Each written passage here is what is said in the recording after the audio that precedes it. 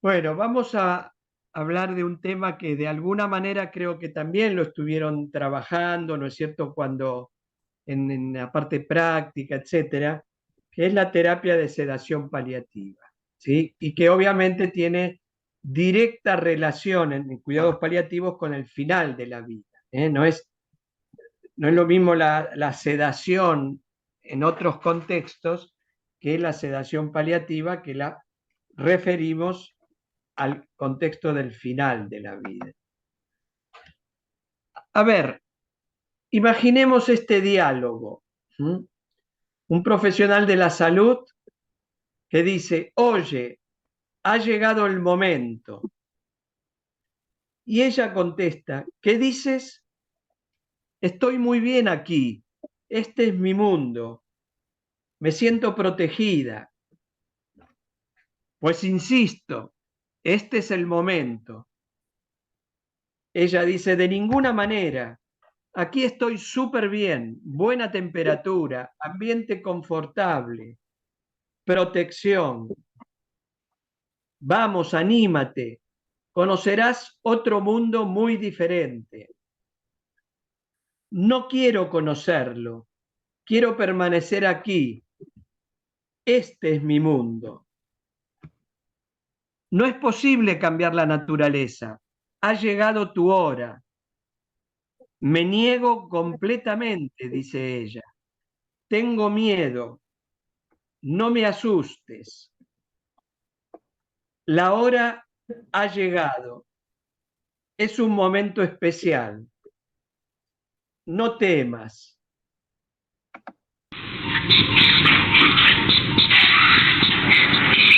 No llores, ya está.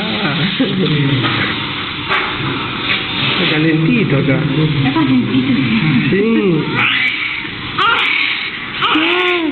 Está alargándome De con. eso se trata.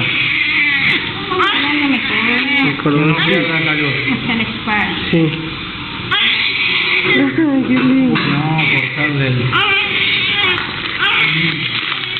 Está todo rosadita.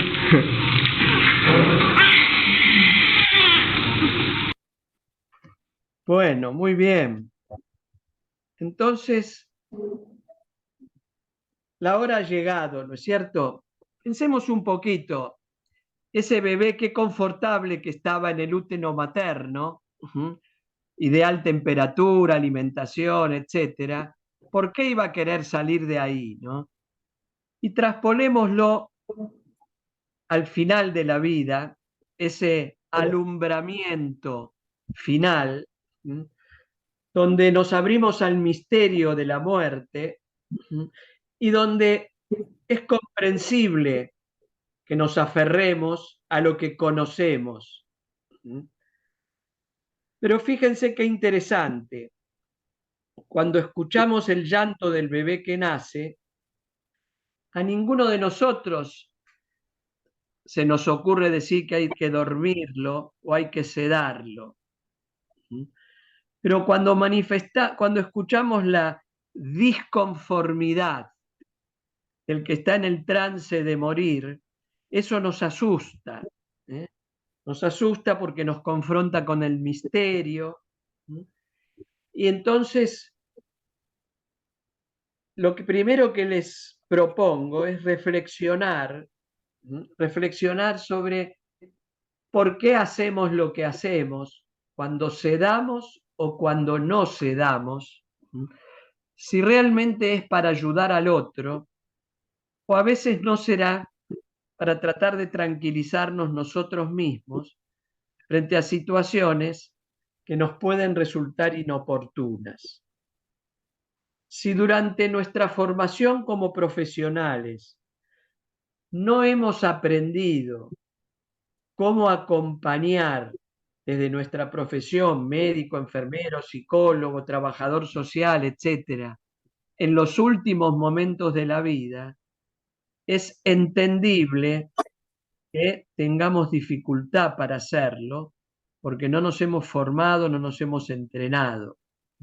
Pero también es cierto que hay una parte de esta formación y de este entrenamiento que no es mera competencia profesional, sino también cómo me posiciono yo como persona frente a hechos fundamentales de la vida, como es, por ejemplo, el momento de la muerte. Uno de los aspectos relacionados con el cuidado en el final de la vida es la indicación o la consideración de la terapia de sedación paliativa.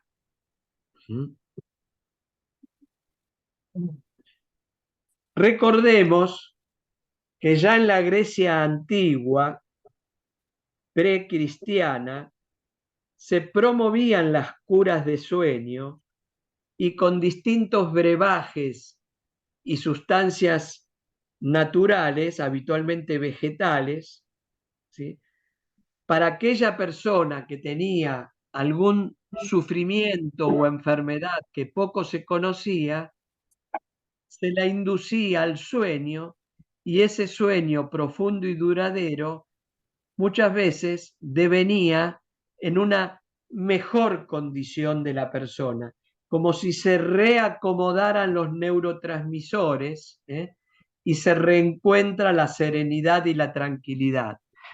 O sea que la sedación forma parte del arsenal, llamémoslo así, médico, desde hace muchos siglos. ¿Y qué es la sedación paliativa? Ahí tienen claramente qué es, para qué, o sea, el objetivo, cómo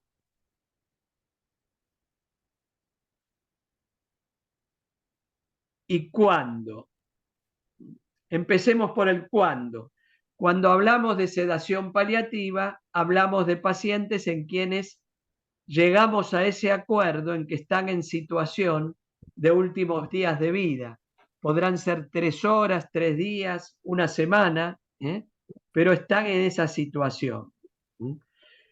Cuando tienen un sufrimiento intolerable o síntomas refractarios, es decir, que no lo podemos aliviar de otro modo, y a través de fármacos sedantes que reduzcan el nivel de conciencia. Y esos fármacos son psicofármacos, no son opioides. Es decir, los opioides se indican para el dolor, para la disnea, para la diarrea, pero no tienen indicación para sedar a un paciente, porque lo que buscamos justamente es utilizar el fármaco apropiado. Entonces, si nosotros indicamos opioides en un paciente en el final de vida, está perfectamente bien mientras que lo indiquemos para aliviar el dolor o la disnea. Si lo que buscamos es sedar al paciente, tenemos que utilizar los psicofármacos recomendados. Veamos este escenario. Una sala del hospital donde hay una mujer internada de 78 años con un cáncer avanzado, ¿sí?, que está en progresivo deterioro general, ¿sí?, postrada en cama, no ingiere alimentos, está somnolienta la mayor parte del tiempo, algún episodio de desorientación y alucinaciones, hipotensa, taquicárdica, oligúrica. Su hija Beatriz, que está casada, que tiene una personalidad con rasgos infantiles, muy dependiente de su mamá y de su esposo, y aparecen también una médica, una psicóloga y una enfermera, que están en la sala de ese hospital. Entonces, yo lo que les propongo es que trabajemos en esa tarea que tienen ustedes, que recibieron de antemano, qué decisiones y acciones proponen para implementar y se consideran, en base a lo que referimos antes sobre qué es la sedación paliativa, si debe considerarse la sedación paliativa para tratar a esta paciente Beatriz. ¿Sí? Nos tomamos unos minutos para leer y trabajar en los equipos sobre esta consigna, con los que tienen al lado para no moverse tanto. Trabajando, aunque a lo mejor no terminaron, pero por lo menos las ideas principales.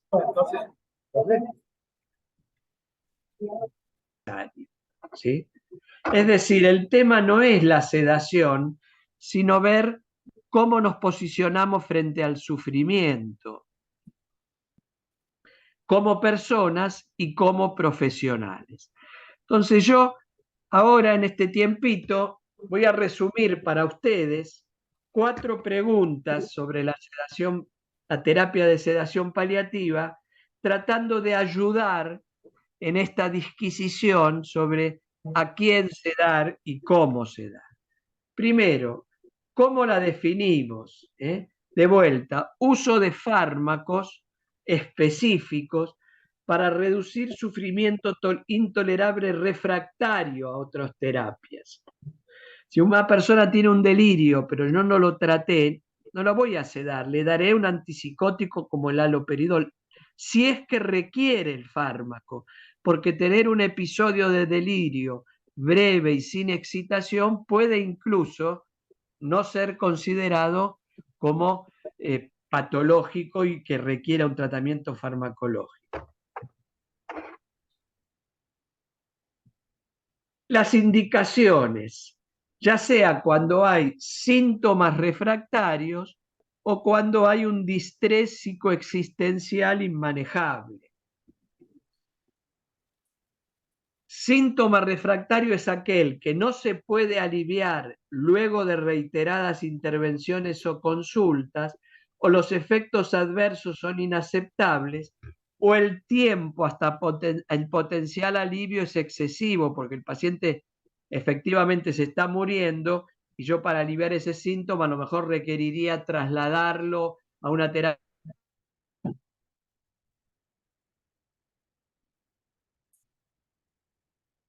del sufrimiento.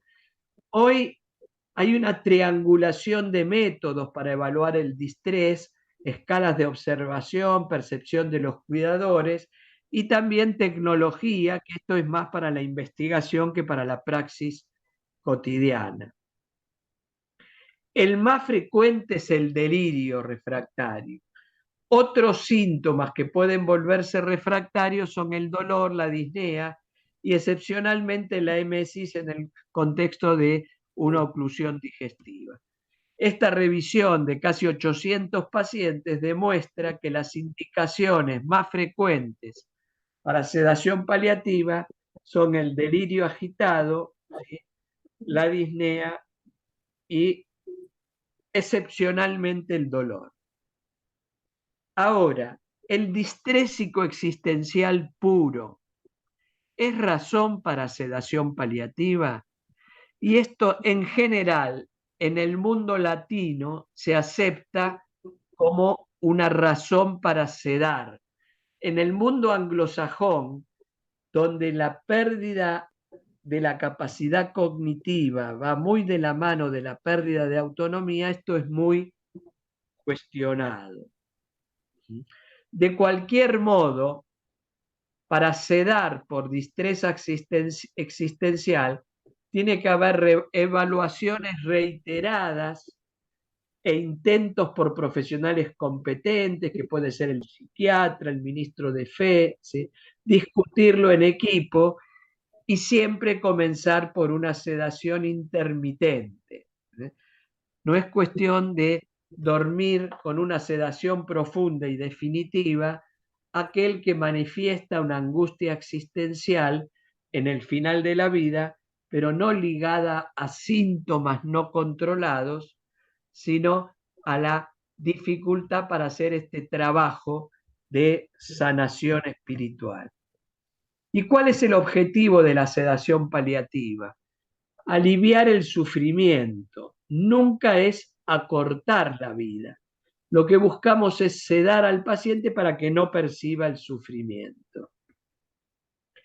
Por eso hay que monitorear si el paciente está con menos sufrimiento, cuál es el nivel de conciencia. Lo que no se acepta es escalas que evalúan respuesta a estímulo doloroso, como pinchazos, etcétera, porque eso éticamente no es aceptable. ¿Quiénes deben involucrarse en la decisión de prescribir una sedación?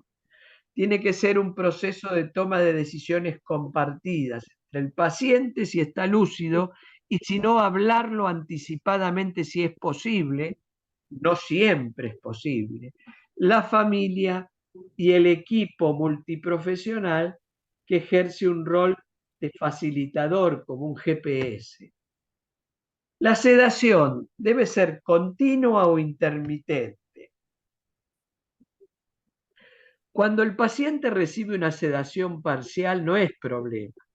Ahora, cuando es una sedación profunda, en principio debe ser intermitente, salvo que sea alguna situación particular. Por ejemplo, una paciente con un distrés severo ligado a una hemorragia cataclísmica, bueno, a ese vamos a sedarlo en profundidad, seguramente hasta el momento que muera, que van a ser pocos minutos.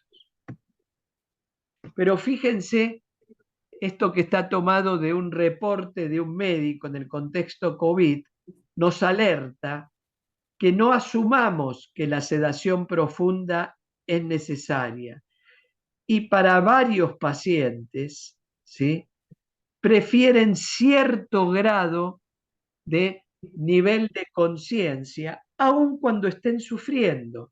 ¿Y quién somos nosotros para decir a este lo sedamos y al otro lo sedamos? De vuelta, cuando de estas cosas hablamos anticipadamente, con una comunicación honesta y un compromiso en el acompañamiento, tenemos menos problemas para tomar decisiones que si las decisiones son intempestivas.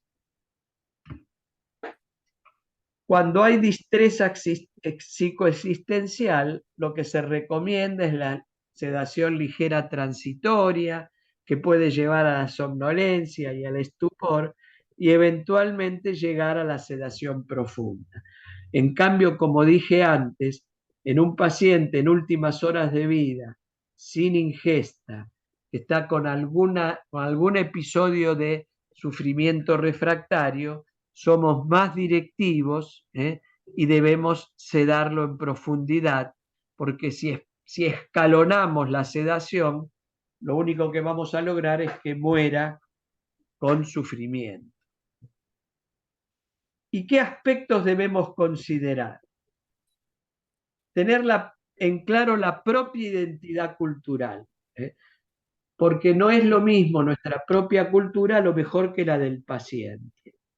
Que hay muchas variables, no prejuzgar, no asumir que la raza o la religión definen una actitud. Yo recuerdo haber asistido a un obispo con un gran sufrimiento existencial, donde incluso la presencia de ministros de fe, etcétera, no lograron aliviarlo y consensuamos una sedación profunda. Entonces, no es que porque tenga un cargo jerárquico en un credo religioso, necesariamente no vaya a requerir un tratamiento.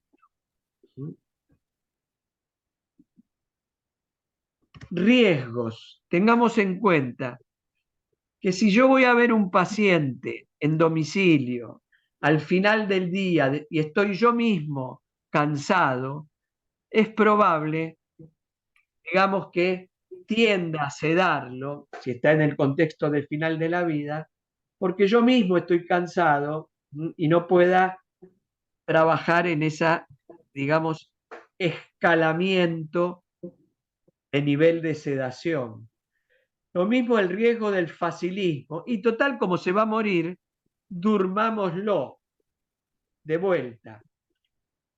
Si no somos capaces de dormir y sedar al bebé recién nacido, ¿por qué vamos a sedar livianamente solo porque esté muriendo? Tiene que haber razones que lo avalen. Otro riesgo frecuente es no incluir a la familia en la decisión o no documentar, que es una obligación de nuestro proceder.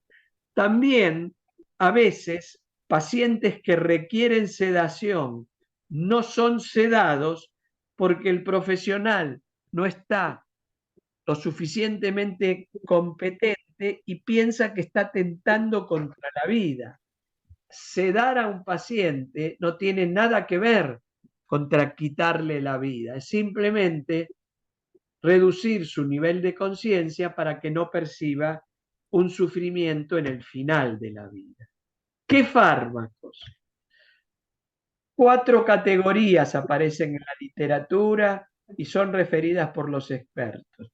Los ansiolíticos, habitualmente benzodiazepina, el midazolam, por su corta vida media es el recomendado, pero pueden usarse otros, lorazepam, diazepam, etc.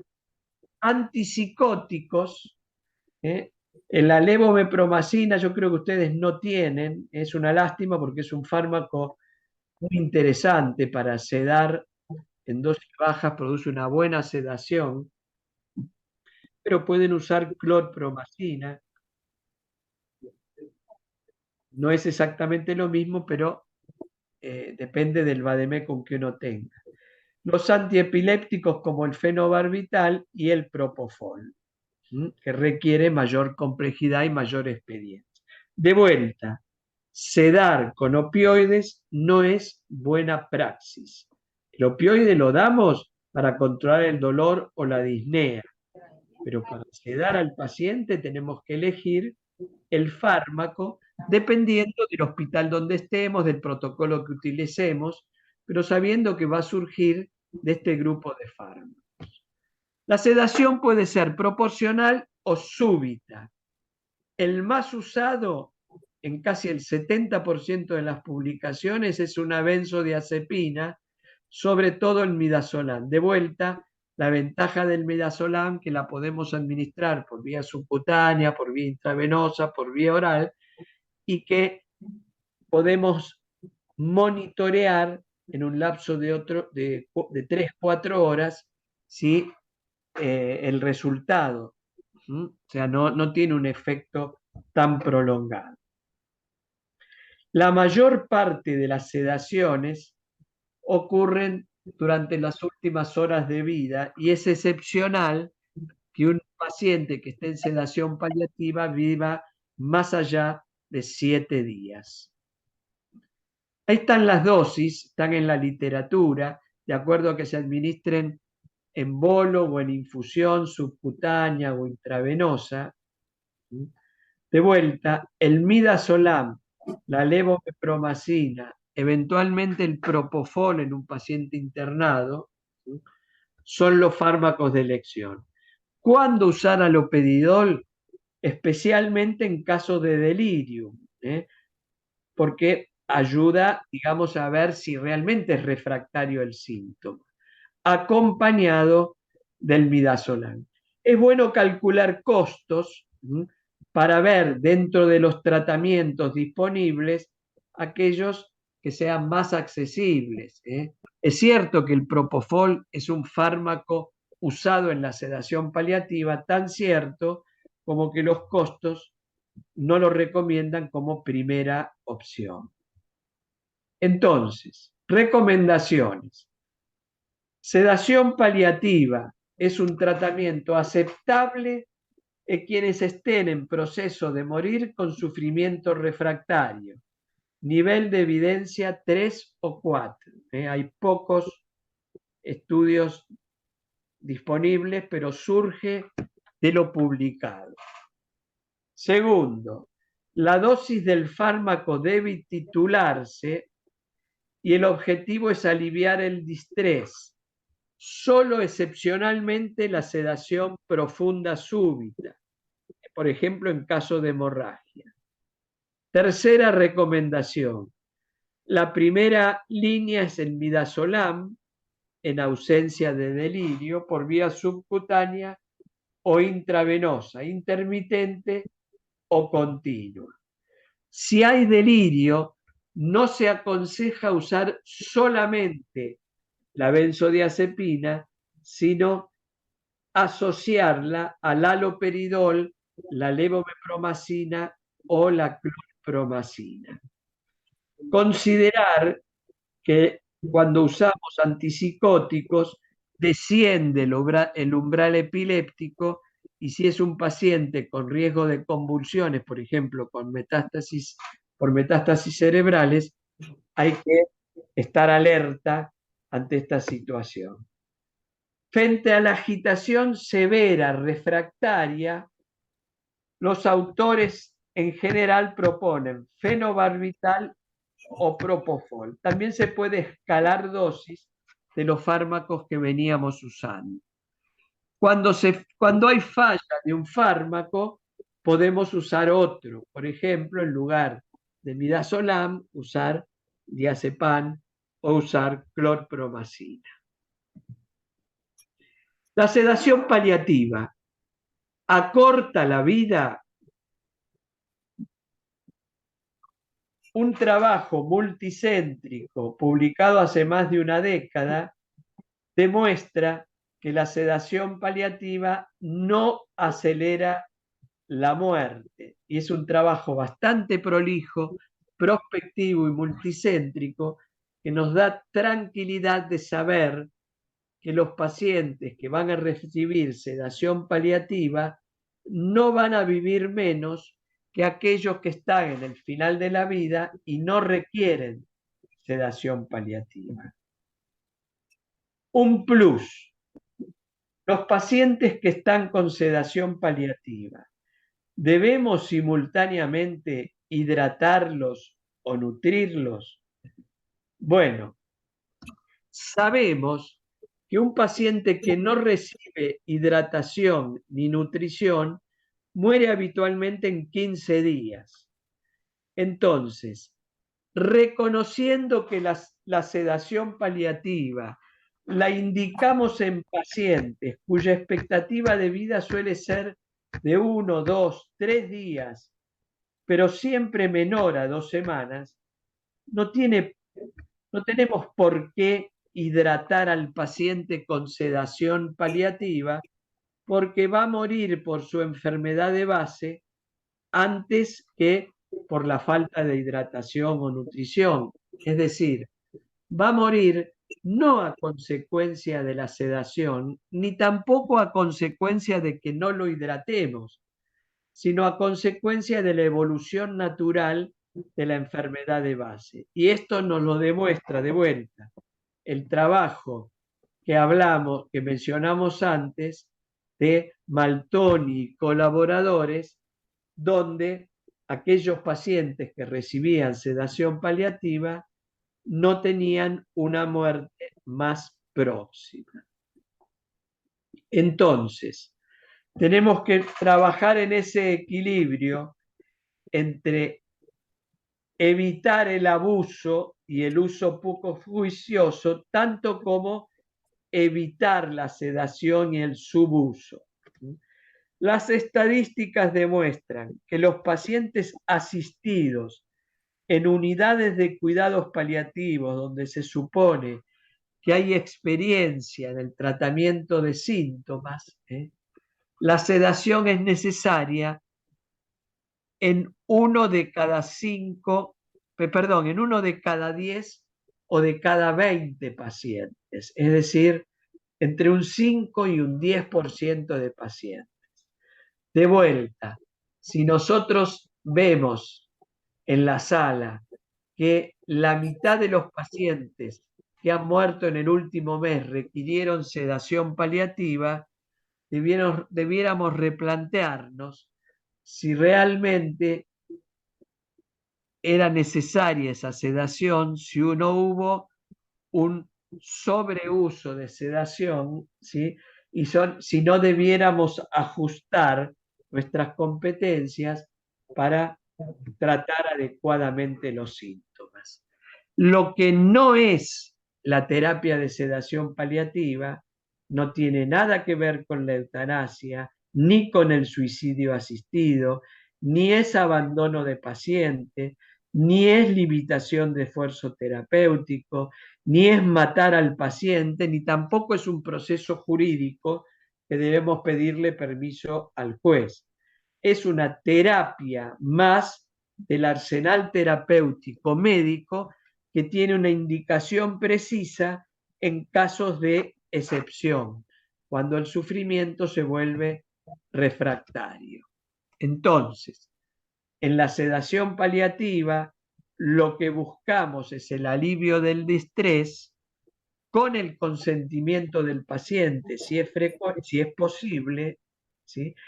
A través de fármacos sedantes, no de dosis letales de sustancia mortal.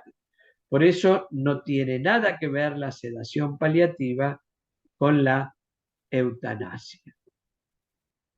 Simplemente para que sepan, hoy hay profundas investigaciones en neurociencias y en neurología que tienden a demostrar que hay una matriz cerebral del dolor y del sufrimiento que se activa aún en pacientes con estado de conciencia mínima.